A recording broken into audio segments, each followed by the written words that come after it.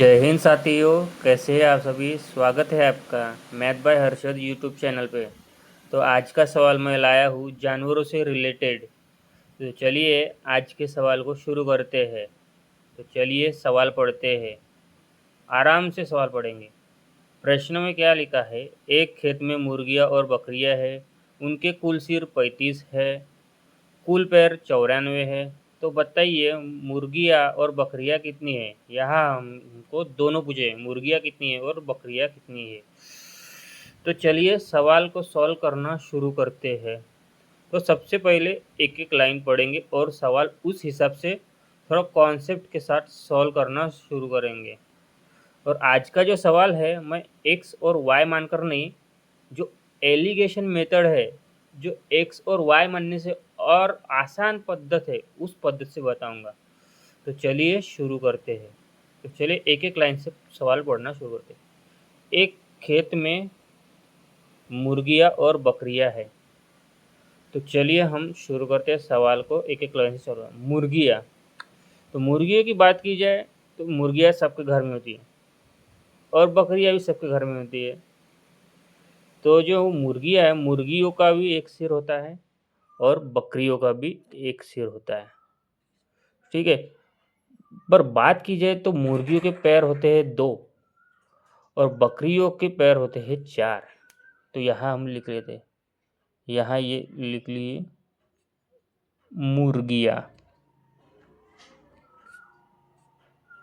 इनका सिर होता है 1 और ये 2 पैर वालों में आते हैं। ठीक है साथियों। और जो बकरी होती है, बकरी बकरी के पैर होते हैं 4 पैर। यहाँ तक के समझ में आ गया। तो हाँ बाद में सवाल में हो जाए कुल सिर 35 है।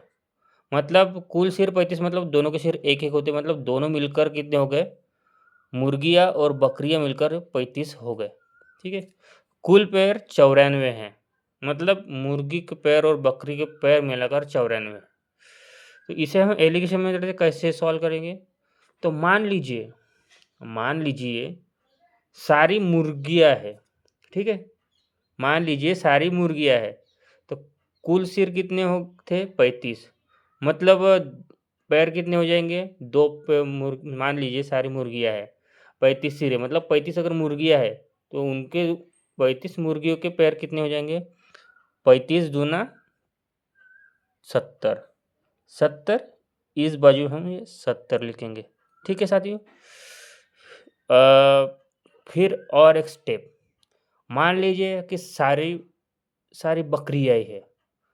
35 सिर है मतलब 35 बकरियाँ है, तो 35 बकरियों के पैर कितने हो जाएंगे 35 बकरियों के पैर हो जाएंगे 35 गुना 4, मतलब 35 का 4 में मल्टीपल करेंगे तो कितना आएंगे, ये जो है 140 पैर बन गए। ठीक है। पर हमें तो कुल पैर दिए हैं 94। तो 94 को ऐसे बीच में रखकर ये एलिगेशन मेथड हम लगाते हैं।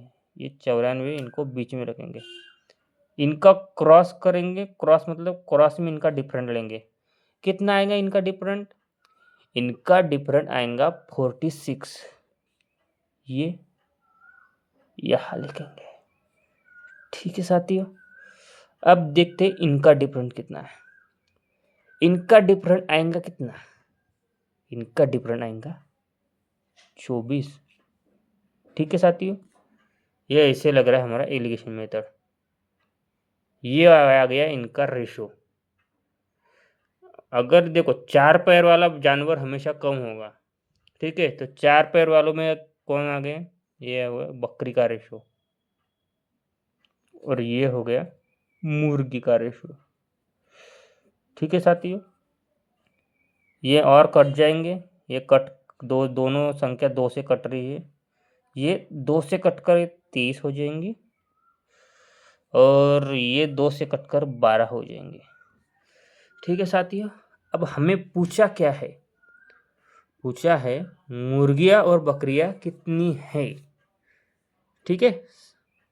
अब मुर्गियाँ निकालनी है तो मुर्गियाँ होगी ज़्यादा ही होगी क्योंकि मुर्गियाँ 2 पैर वाली है। तो इन दोनों का रेशो का सम कितना आ रहा है 35।